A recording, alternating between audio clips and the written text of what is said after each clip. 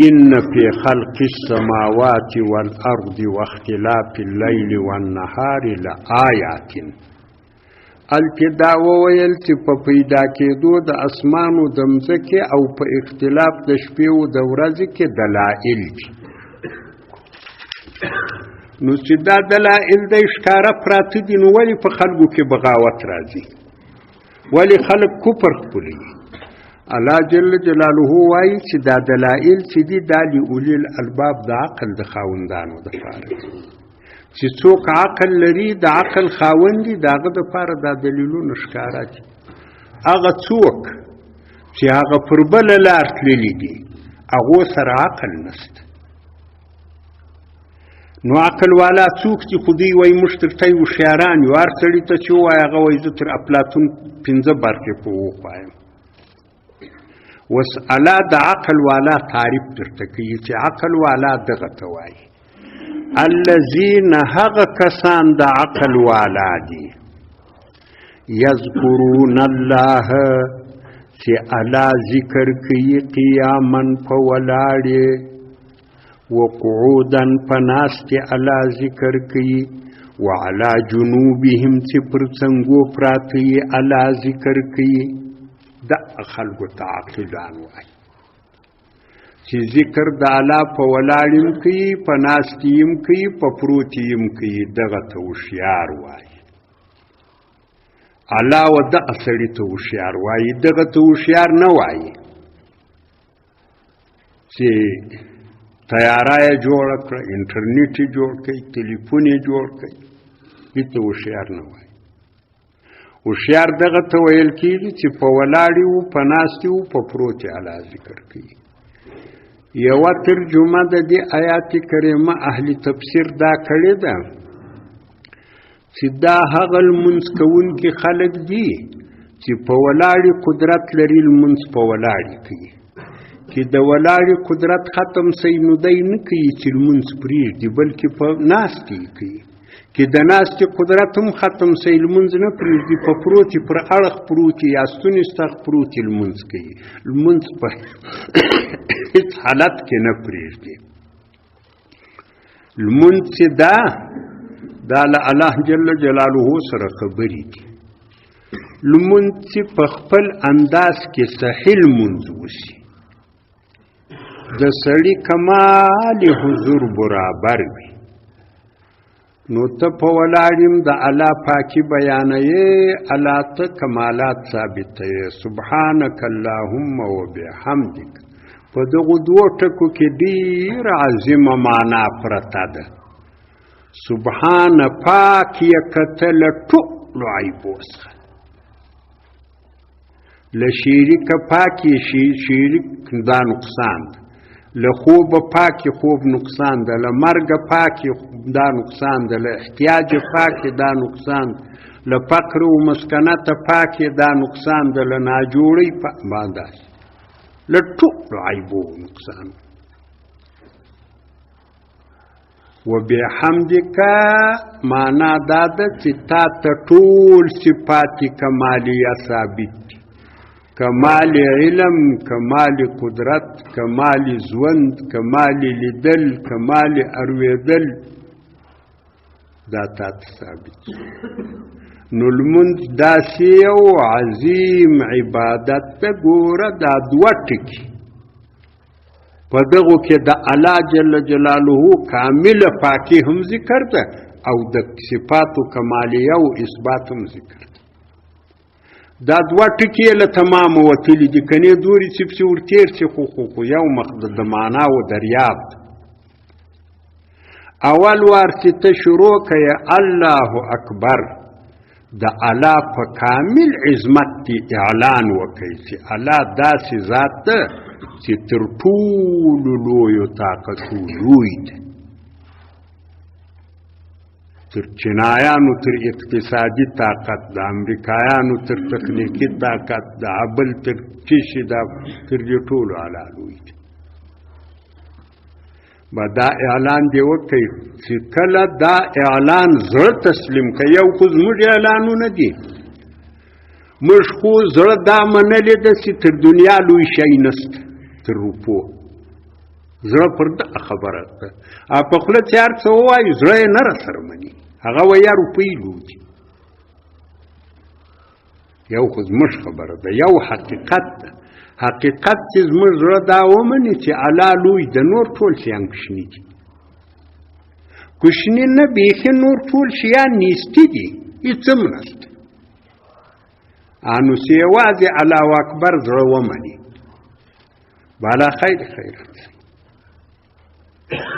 نو لمونځ داسې یو عبادت ده ډېر واره مخکې موږ خبره پر کړې ده بیا بیم پر وکړو انشاءالله بیا بیم پر وکړو که لمونځ په صحیح انداز ادا سي نو دغه سړی تر دغه هوښیار بیا بل نشته چې لمونځ په صحیح انداز ادا کوي او زړه یې ومني دا سړی هوښیار دی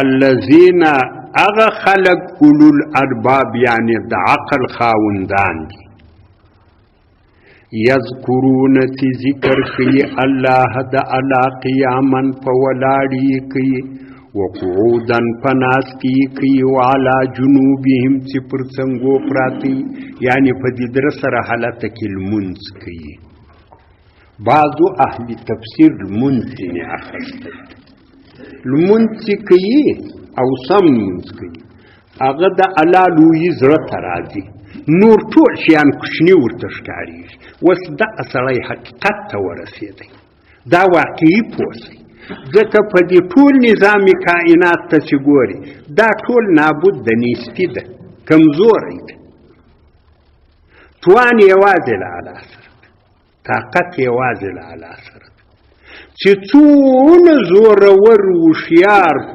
طاقت والا سړی تا ته په خیال کې درځي هغه یو ورځ داسې راځي الله یې له ټوله زوره واچي هېڅ هم نه یې ورسره دا ټول د دنیا دا ښایسته شیان دا خواږه شیان دا ټولو باندې نیستي راځي اخر به هېڅ هم نه وي یوازې الله داسې ذات ته چې الله موجود و الله موجود ده الله به موجود وي او دا کومو شیانو ته چې توان و طاقت و ښایست و خوند یې ورکړی ده دا ټول الله ورکړی پردی شی ده په یو څه وخت پکښې ده بېرته الله دنیا شي نو دغه خبره زړه ته راسي سړي ته حقیقت معلوم شي حقیقت په دې نظام کې دا ده چې هر څه ته ویني هغه نیستي دی یوازې الله موجود ده حقیقت دا ده چې کله ته لمونځ کوې الله ذکر کوې ته به حقیقت ته ورسېږي حقیقت ته چې ورسېږي د الله پر هستي به دې اعتماد راشي د الله پر طاقت به دې اعتماد راشي د الله پر الوهیت به دې اعتماد راشي دغه اعتمادونه چې رالو قرار سړی وساتي خیر خیرات قرار پیغام وساتي سړی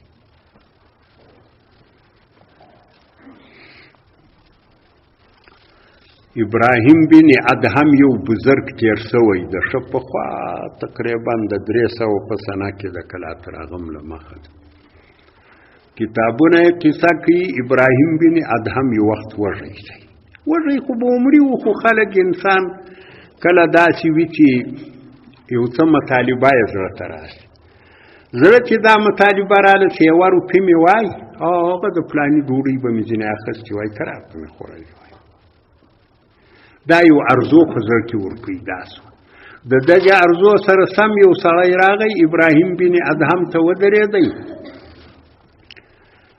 کچر ورسره د کچي شی د پر هغه باندې روپۍ بار دي 40,000 درهمه دي که څو دي خو داسې ډېرې روپۍ دي سړی ورته ودرېدی ده چې وویل چې زه ستا د پلار غلام یم دغه کچر ستا د پلار دی دغه روپۍ ستا د پلار دی دا ستا د پلار میراث ته دا تسلیم کړه نو ابراهیم بن ادهم ته له الله حیا راله چې یا الله ما خو یوه ډوډۍ درڅه غوښتې دا دونه روپۍ ما کله غوښتې سړي ته ویل چې که ته رښتیا وایې نو زما له خوا ته ازاد یې او دا ټولې روپۍ و دا کچر تا ته هبه دي زه تا نه کوم بیا یې له ځان سره دا عزم وکړي چې یا الله چې هر څونه وږی شم بیا تا ته شکایت تل وږی نه کوم بزرګان خلک داسې یو ما و تا یو ما و تا خو نو هغه رقم شو. ابراهیم بن ادهم ته حقیقت ښکاره سوی و. کنی ابراهیم بن ادهم د بلخ د باچا زوی و. باچې یې پرېښوه، د باچې لباس یې چاته تسلیم کړی، ولاړی ملک. حقیقت ورته ښکاره سو. چاته چې حقیقت ښکاره سي، حقیقت دا ده چې روپۍ هیڅ شی نه دي. ابراهیم بن ادهم ته حقیقت ښکاره سو، یو د کچاري بار روپۍ یې بېرته رد کړي، ولځی نه کړ. موږ چې پر لار لسی پیدا کړو څه پرېمي څونه چورتونه ورته چې اوس اعلان وکړي که نه وکړي. که اعلان وکړي یو بوایي زما ده، تر هغه چې خوله پر پټه کړي، دا ښه ده. څوک بیا وایي چې مراد دلته د ذکر څخه خود یې ذکر ده، یعنی د الله یاد.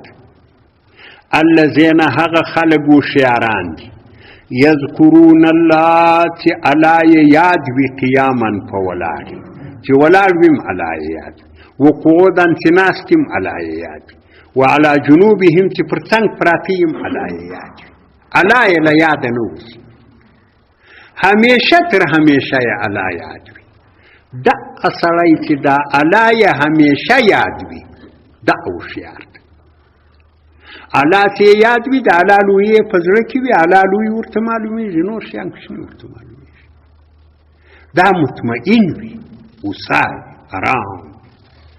الله چې یې یاد وي، دا هوښیار ده، دا کمال والا ده. یو کیسه دا مخکې مې درته کړې ده، وای یو پیر وو یا استاذ وو، په هر نامه چې یې وایه، شاګردان یا موریدان یې درلودو. نو یو مورید ده، هغه داسې کمزوری غوندې سړی د لمونځ هم دی، خالي وظیفې هم ډېرې نه کوي، نفلونه هم ډېر نه کوي، خو پر ده هغه ډېر ګران ده. دی سره سپیرکی شی ده، دا نور نو ښه غوړ دی، ښه تازه دی، ښه برابر دی، لمنځونه ډېر کوي، د شپې راپورته کېږي، درب و درب یې جوړ کړی. هغه د غونه نه دي پر ګران لکه دا سپیره. نو بله ورځ دوی ورته وویل چې موږ دونه تکلیف کوو، ستا خدمت هم کوو، عبادت هم دونه کوو، تسبیحات هم وایو، د غونه موږ نه یو پر ګران لکه دا سړی، دا د غونه تکلیف نه کوي. ده ورته وویل خیر ده، دا خو اوس نو د انسان یو طبیعت ده. نو بله ورځ د امتحان دپاره یې دوی ټول راوغوښتو، چرګان یې پیدا کړي وو، یو یو چرګ یې په لاس ورکوي چې دا به علالوي. هر یو به دی ځای علالوي چې هېڅوک یې نه وویني. ګورئ چې څوک یې درته ونه ویني، دی ولسید یو په څنګ کې واخیستی، ولاړی د غره سر ته وختئ، شاوخوا یې وکاته، شی نسته، چرګ یې حلال کړي. او بل کور ته یوړ، دروازه یې له دې خوا ټمبه کړه، دننه یې حلال کړي، او بل په کومه شیله کې حلال کړي. چرګان یې راوړو، یو غزار کوي چې ما پلانی ځای حلال کوي، بل ده دغه یې ژوندی راوړو، دغه سپېره. ده ول تا ولې نه کوې حلال؟ ول داسې ځای نه و چې څوک نه و، چې هر ځای به مې چرګ پرېیستی، پر غاړه به مې پښه ورکښېښو، الله به لیدم. بیا به مې بل ځای ته یوړ، کور ته مې یوړ، دننه مې یوړ، دی ځای نه و چې الله نه لیدم، الله لیدم هر ځای. ده ول ګوره په دا سړي کې دا کمال ده، دا حاضر زړه لري، الله یې په زړه کې ده همیشه. ستاسې الله یېرسی، دغه یې شپنو ته کاتو چې په دې غره کې خو شپانه نسته، دلته بیا الله ارکه. نو د الله یاد چې ده، دا لوی کمال ده. الله چې همیشه د سړي یاد وي، او الله یې د خپل عظمت په انداز یاد وي، بیا سړی غلط کار هم نه کوي.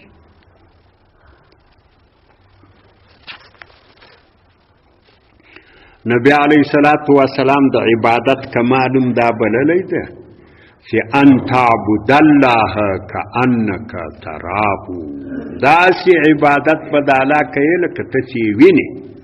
فإنک الا تراه فإنه یراک، چې ته نه وینې نو الله خو دې ویني. الذین اغه کسان دي یذکرون الله چې ذکر کوي، علی قیاما په ولاړی ذکر کوي، وقعودا په ناستي ذکر کوي، وعلى جنوبهم پر څنګو یې ذکر کوي یا المنځ مراد ده یا مطلق ذکر ده. دا یو صفت د هوښیارانو خلکو ده.